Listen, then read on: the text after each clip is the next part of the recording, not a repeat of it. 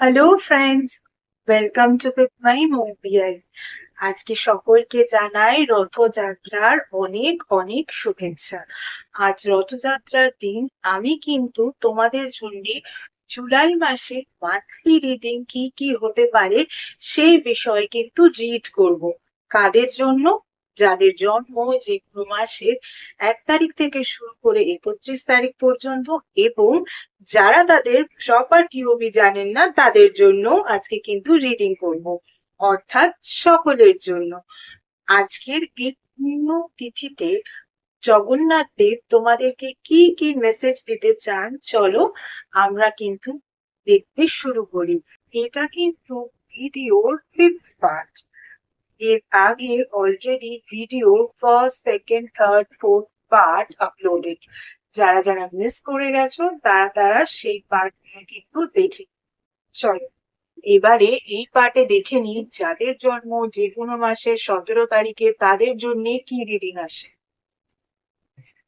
যাদের জন্ম 17 তারিখে তাদের জন্য অলরেডি কার্ড পড়ে গিয়েছে, সুতরাং এই কার্ডটাই আমাকে দিতে হবে।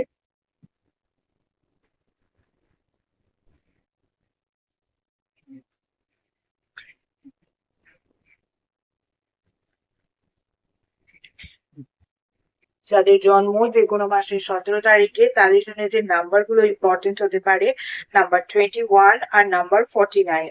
ফার্স্টে যে কার্ডটা এসছে সেটা হচ্ছে ক্লিন ইট আপ এর কার্ড, আর তারপরের কার্ডটা হচ্ছে রিল্যাক্সেশন এর কার্ড।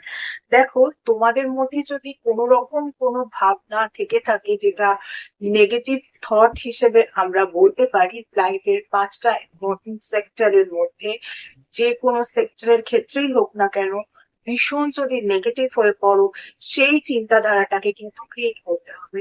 কিংবা এমনও হতে পারে কোনো একটা বিশেষ বিষয় যেটা তোমাদের জন্য অ্যাপ্লিকেবল নয়, বাট তোমরা সেটার পেছনে দৌড়চ্ছ, তাহলে কিন্তু এই রকম বিষয়টাকেও নিজেদের মন থেকে একেবারে সরিয়ে ফেলতে হবে। সেটাকেই কিন্তু ক্লিন করার কথা ডিভাইন তোমাদের বলছেন। তার সঙ্গে সঙ্গে এসেছে রিল্যাক্সেশনের কার্ড, অর্থাৎ রিল্যাক্স হয়ে যাও একেবারে।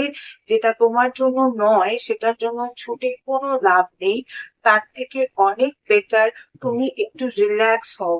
রিল্যাক্সেশন তোমার জন্য দরকার, কারণ তুমি এমন একটা বিষয়ের প্রতি অনেকটা ছুটে ফেলেছো। এর জন্য হয়তো এমন হয়েছে যে তোমার হেলথ ওয়াইজ কোনো রকম কোনো প্রবলেম পরে গিয়ে দেখা দিতে পারে। তাই জন্য কিন্তু ডিভাইন তোমাকে বলছেন এর জন্য ছুটে লাভ নেই। এই জুলাই মাসে, জুলাই মাসে তুমি রিল্যাক্স। তারপরে দেখা যাক অগস্টের রিডিং নিয়ে যখন আসবো ডিভাইন তোমাদের জন্য কি রিডিং এনে দেয়। এরপরে যাদের জন্ম যে কোনো মাসের 18 তারিখে তাদের জন্য কি রিডিং আসছে একবার দেখে।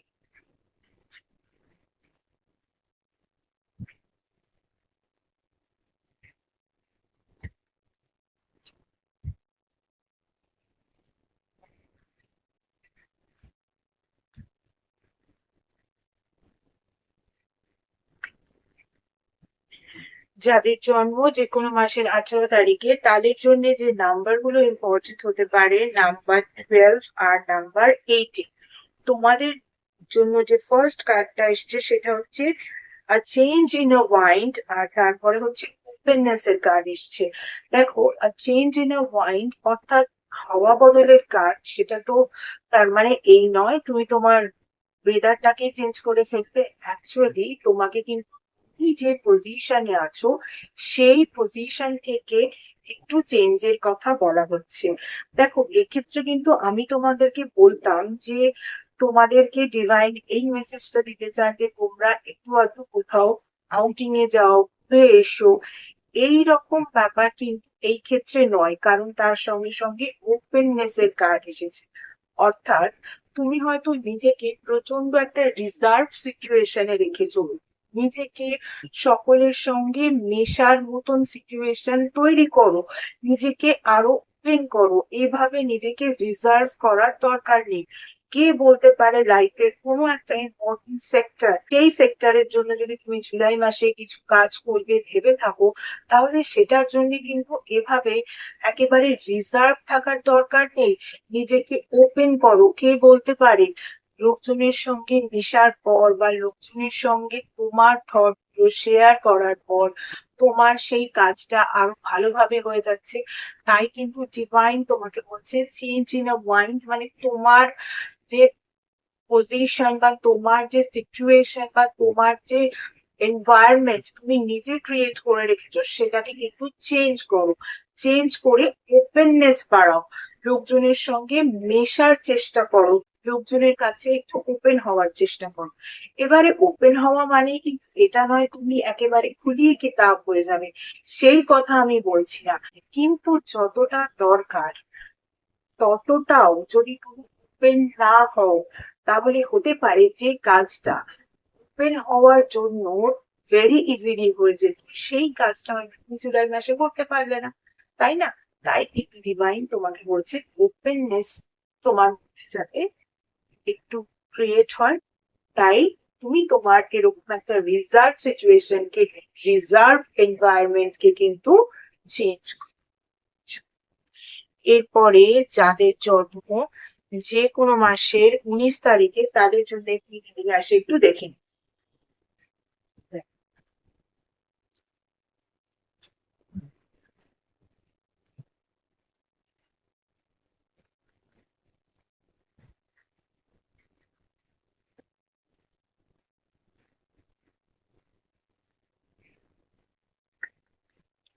যাদের জন্ম যে কোনো মাসের 19 তারিখে তাদের জন্য যে নাম্বারগুলো ইম্পর্টেন্ট হতে পারে, নাম্বার 23 আর নাম্বার 43।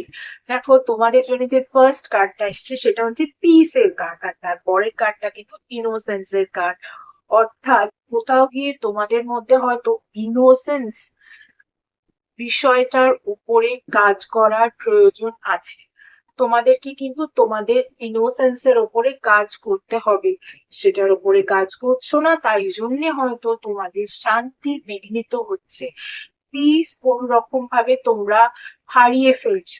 তাই তোমাদেরকে কিন্তু এই জুলাই মাসে একেবারে পিসফুলি থাকার জন্য ডিভাইন বলছে। এবং সেটা কিভাবে সম্ভব? সেটা কিন্তু এইভাবেই সম্ভব যে নিজের মধ্যে যে ইনোসেন্স ব্যাপারটা আছে সেই ইনোসেন্স ব্যাপারটাকে কিন্তু একেবারে ধরে রাখো। বা এটাও হতে পারে তুমি হয়তো ইনোসেন্স ব্যাপারটা থেকে অনেকখানি রুড হয়ে যাচ্ছ বা ওভার ইনোসেন্ট হয়ে যাচ্ছ। এই বিষয়গুলো রাখলে হবে না, একটু ব্যালেন্স করো, তাহলেই কিন্তু তুমি শান্তি পাবে। তোমাদের যে বিঘ্নিত হওয়া শান্তি সেটা কিভাবে ফিরে আসে তারপর দেখা যাক। আর কেই না আমরা শান্তিতে থাকতে চাই বলো, তার জন্য যা করতে হয় তাই আমরা করতে রাজি থাকি, তাই নয় কি? চল, তাহলে কিন্তু জুলাই মাসে ইনোসেন্স এর উপরে কাজ করো ফর ইউর পিসফুল লাইফ।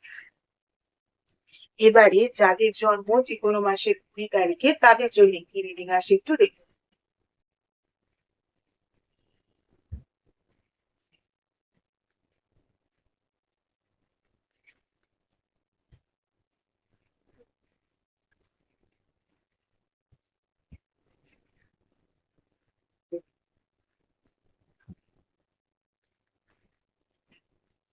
যাদের জন্ম যে কোনো মাসের 20 তারিখে তাদের জন্য যে নাম্বার গুলো ইম্পর্টেন্ট হতে পারে, নাম্বার 44 আর নাম্বার 24। দেখো তোমাদের যে ফার্স্ট কার্ডটা এসছে সেটা হচ্ছে থিঙ্কারের কার্ড, আর তারপরে এসছে হোলনেস এর কার্ড। অর্থাৎ জুলাই মাসে কিন্তু তোমরা তোমাদের লাইফের 5টা ইম্পর্টেন্ট যে সেক্টর সেই সেক্টর বা আদার্স যদি কোনো সাব সেক্টর এর উপরেও তোমরা ভেবে থাকো কোনো কাজ করবে, কোনো ডিসিশন নেবে, সেটা কিন্তু একদম করবে না। তার কারণ হচ্ছে যে অবশ্যই কিন্তু এই সময় তোমাকে ভাবনা চিন্তা করতে বলা হচ্ছে, তোমাকে কিন্তু একেবারে ভেবে এগোতে বলছেন divine. First you think then you do. So হোলনেসেরও যেহেতু কার্ড এসছে তাই সমস্ত কিছুতে ভাববে। যে কাজই করো না কেন জুলাই মাসে সেখানেই কিন্তু একটু হলেও ভেবে চিনতে তবেই সেই কাজটা করবে। আমি তো বলবো জুলাই মাসে তেমন কোনো কাজ করার দরকারই নেই।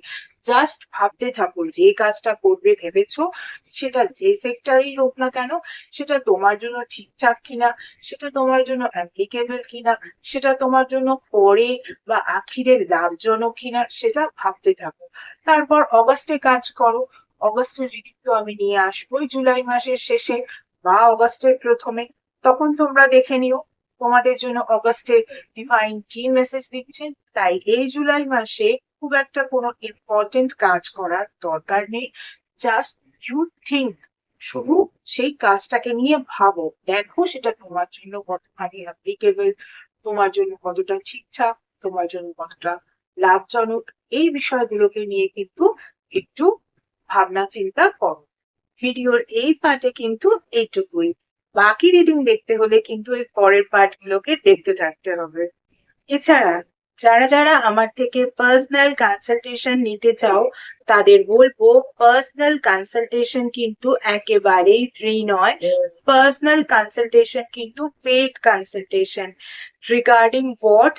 Regarding numerology, vastu, tarot reading, tarot healing, crystal healing, healing with meditation, healing with Reiki, healing with law of attraction, healing with symbolism, তার সঙ্গে সঙ্গে অ্যাস্ট্রোলজি, সনাতন ধর্মীয় পদ্ধতিতে স্পেল কাস্টিং এবং এমন কিছু স্পেশাল রেমেডিস যেগুলো তোমাদের ওভারঅল ডিটেলস চেক করার পরেই দেওয়া যায়, এভাবে জেনারেলি দেওয়া যায় না, ইত্যাদি বিষয়ে কনসালটেশন নিতে হলে কিন্তু স্ক্রিনে যে ইমেল আইডিটা দেখতে পাচ্ছ সেই ইমেল আইডিতে মেল করো তোমাদের অ্যাপয়েন্টমেন্ট বুক করার জন্য।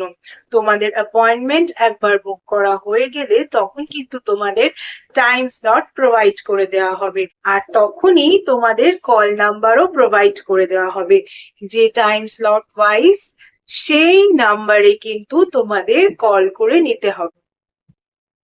গত 1 বছর ধরে তোমরা যেভাবে আমার ফেসবুক পেজটাকে লাইক, ফলো, শেয়ার করেছো, আমার পেজে তোমাদের বন্ধুদেরকে ইনভাইট করে নিয়েছো, তাদের বন্ধুদেরকেও ইনভাইট করে নিতে বলেছো, ঠিক একই রকম ভাবে আমার ইউটিউব চ্যানেলটাকেও কিন্তু সাবস্ক্রাইব করতে হবে।